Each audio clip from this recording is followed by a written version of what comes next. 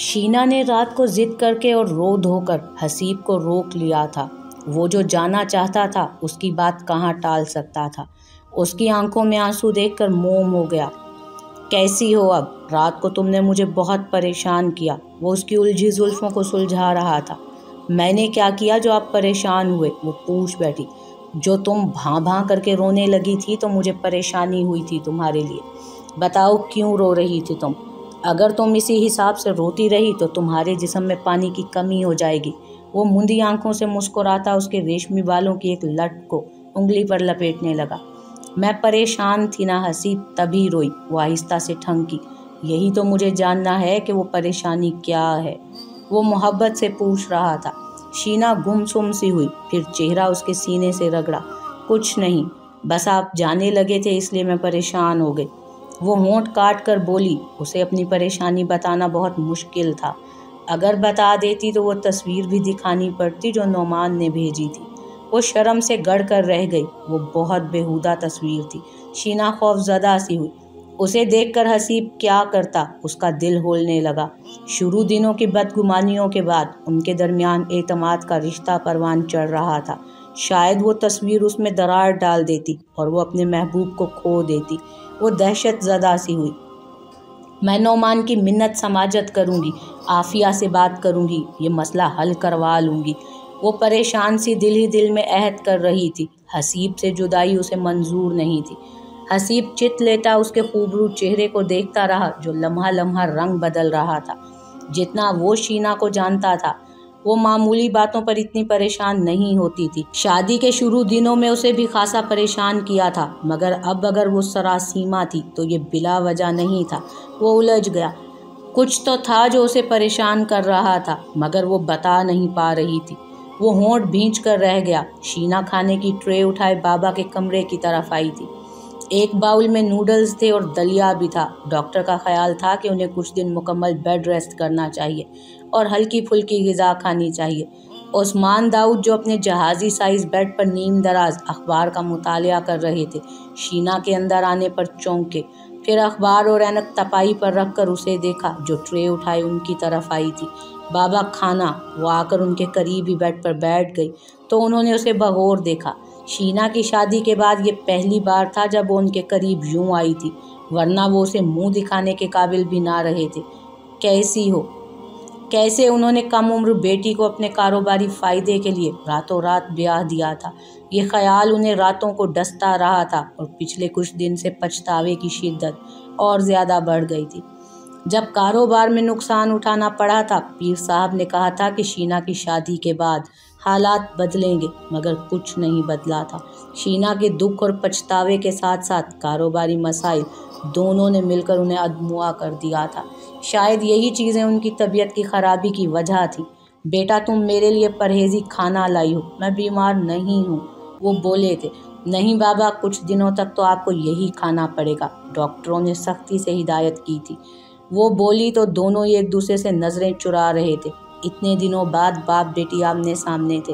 उस्मान साहब ने यासियत से बेटी को देखा, फिर उसका हाथ थाम लिया। उनकी आंखों में नमी चमकने लगी थी। शीना, वो बोले थे। शीना ने नज़रें उठाकर उन्हें देखा। उनकी आंखों में नमी देखकर वो बेचैन हुई। बेटा, क्या तुम अपने बाबा को माफ़ नहीं कर सकती? लिजाजत से बोले थे वो। आंखें भीगने लगी। मैंने तुम्हारे ऊपर अपनी मर्जी मुसल्लत कर दी बेटा, कैसा बाप हूँ मैं। सबके फ़ायदे के लिए तुम्हें बलि का बकरा बना दिया। तुम इनकार करती रही, मगर मैंने एक नहीं सुनी। वो बोल रहे थे तो शीना तड़प सी गई। मुझे कोई पछतावा नहीं है बाबा, वो उनके करीब हुई थी।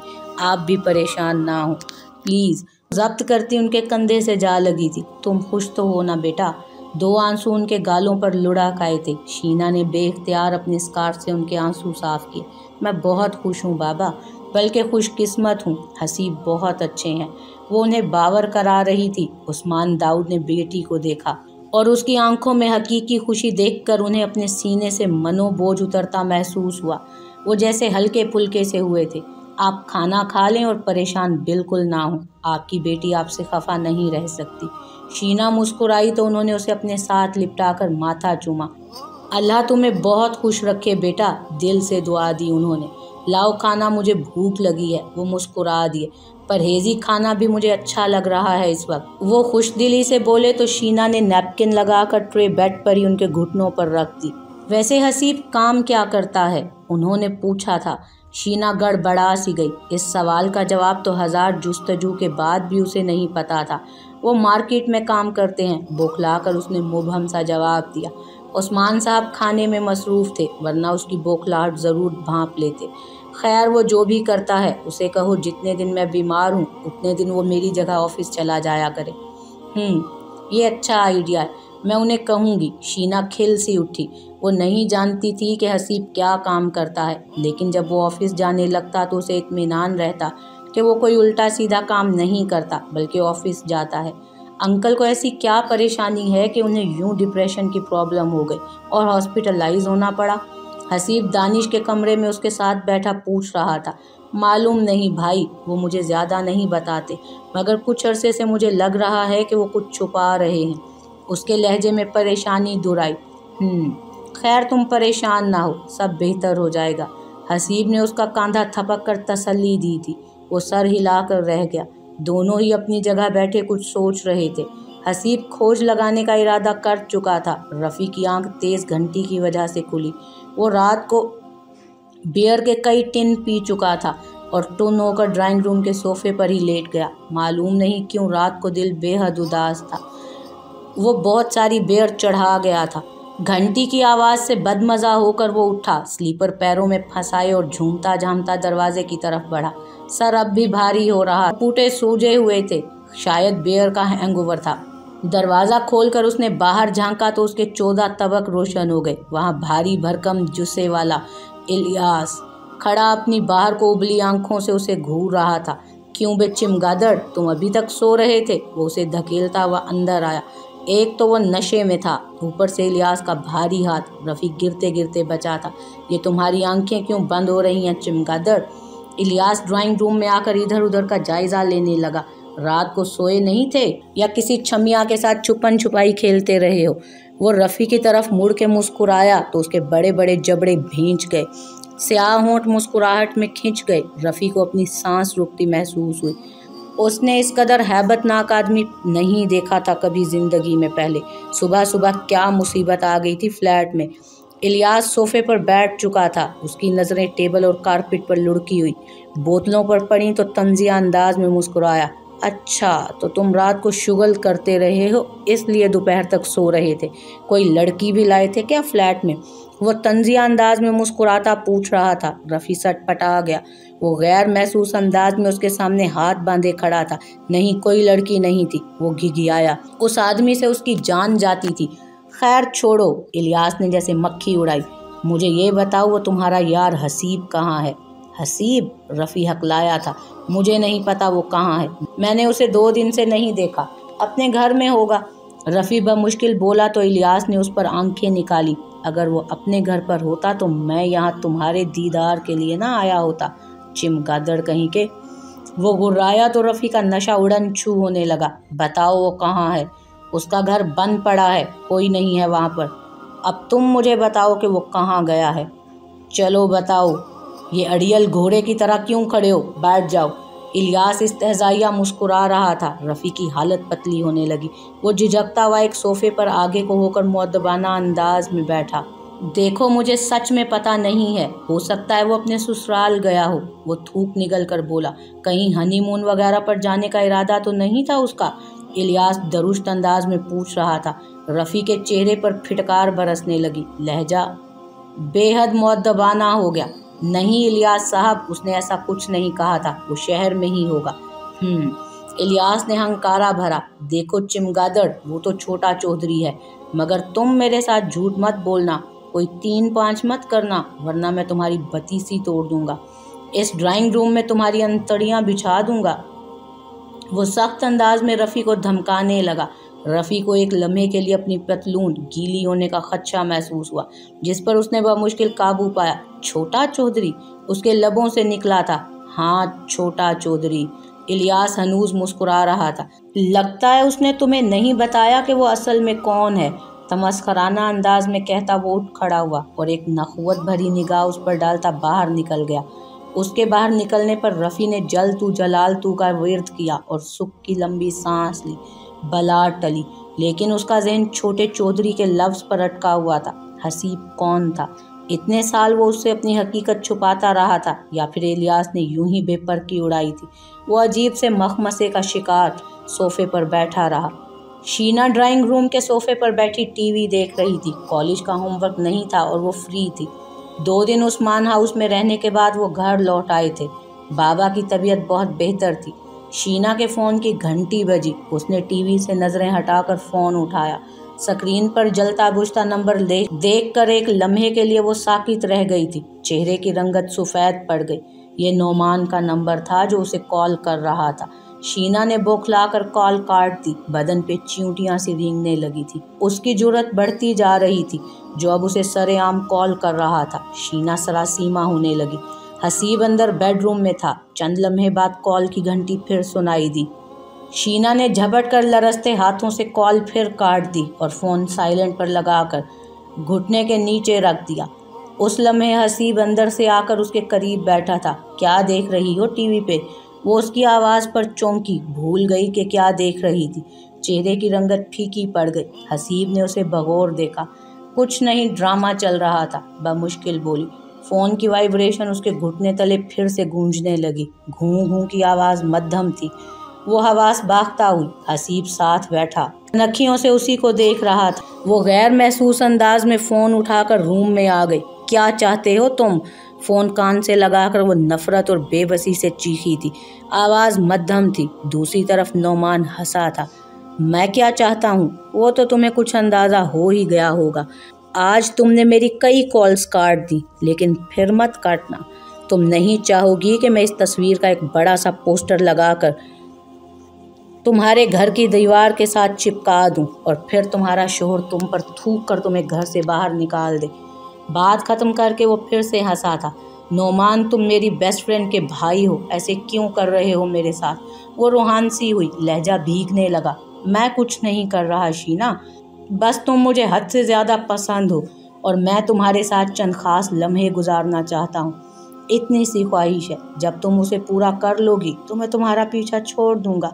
वो जैसे उसके कानों में जहर उंडेल गया था। शीना को करेहत महसूस हुई। प्लीज़ ऐसा कुछ मत सोचो, खुदा का वास्ता है। शीना का हौसला टूटने लगा। वो बिखरने लगी। बकवास बंद करो। मैंने तुमसे ज़्यादा कुछ नहीं मांगा, बस 2-4 भरपूर मुलाकातें करूँगा। तुम मुझे अपने हुस्न को सराहने का मौका देना। वो मायनी खेज आवाज़ में कहता गोया अपने इरादे वाजे कर रहा था। शीना हिल कर रह गई। वो हसीब के अलावा किसी के बारे में ऐसा सोच भी नहीं सकती थी। मैं जल्द ही तुम्हें कॉल करके मुलाकात का वक्त और जगह बताऊंगा। मेरी कॉल काटने की हिमाकत मत करना, अंजाम बहुत बुरा होगा। ये कहकर उसने कॉल काट दी। शीना साकित सी खड़ी रही। काटो तो बदन में लहू नहीं के मुद्राफ। वो किस इम्तहान में फंस गई थी। शीना कहाँ चली गई यार, यहाँ आओ। हसीब ने बाहर से आवाज़ दी तो जैसे वो होश में आई, जल्दी से आंसू पूंछे, अपने आप को नॉर्मल करने की हर मुमकिन सही की और बाहर आकर उसके साथ सोफे पर बैठ गई थी। कहाँ गई थी? हसीब ने बज़ाहिर नॉर्मल से अंदाज में पूछा था, मगर अंदाज काफ़ी गहरा था। वो फ़ोन चार्जिंग पे लगाने गई थी। वो नज़रें चुराते हुए बोली। हसीब ने गहरी सांस ली। वो उस पर एतमाद क्यों नहीं कर रही थी। फिर उसे नरमी से करीब किया।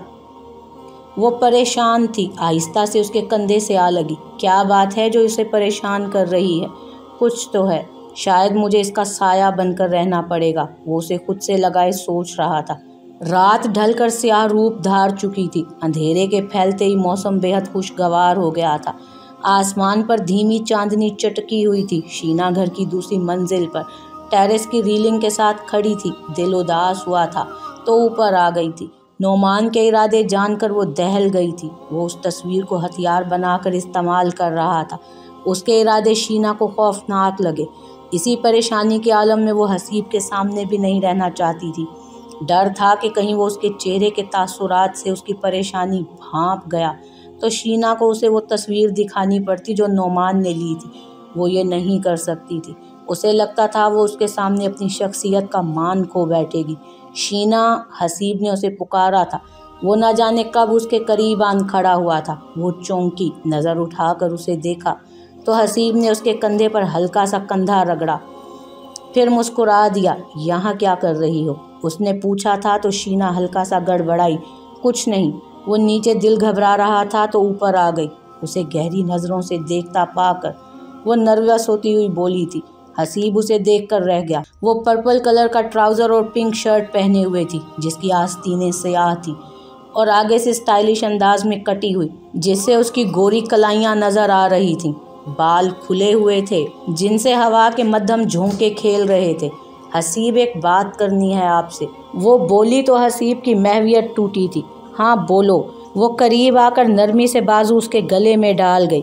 वो कल बाबा कह रहे थे कि आप उनकी जगह ऑफिस चले जाया करें। उसकी बात सुनकर हसीब चौंका। क्या मतलब? ऑफिस में मेरा क्या काम? उसे अचंभा हुआ। शीना संजीदा लग रही थी। बाबा ने कहा था ना, जब तक वो बेड रेस्ट पर हैं आप उनके ऑफिस चले जाया करें। दानिश तो जा नहीं सकता, उसका कॉलेज होता है। इदरीस भाई इस्लामाबाद वाली ब्रांच संभाल रहे हैं, आप हेड ऑफिस संभाल लें। आर्जी तौर पर वो एक लम्हे के लिए सोच में पड़ गया, लेकिन मुझे ऑफिस के कामों का कोई तजर्बा नहीं है। अंकल मुझे क्यों भेजना चाहते हैं? तो आपको किस चीज़ का तजर्बा है हसीब? आप क्या काम करते हैं? वो उसे दोबारा गुस्सा नहीं दिलाना चाहती थी, मगर ये सवाल इतने दिनों बाद उसके होंठों से फिर मचल गया। हसीब के होंठ भींच गए। उसे किस काम का तजर्बा है ये शीना को बताया नहीं जा सकता था। वो कैसे बताता कि वो पेशावर क्रिमिनल है जो अमीर कबीर लोगों की जेबें साफ करता है? बता देता तो क्या उनका रिश्ता बाकी रहता? ये सवाल उसका सुकून छीन रहा था। वो दोनों हाथों से शीना की कमर को थामे हुए था। उसकी गिरफ्त सख्त हुई, मगर उसे एहसास तक ना हुआ। वो अपनी ही सोचों में गलता था।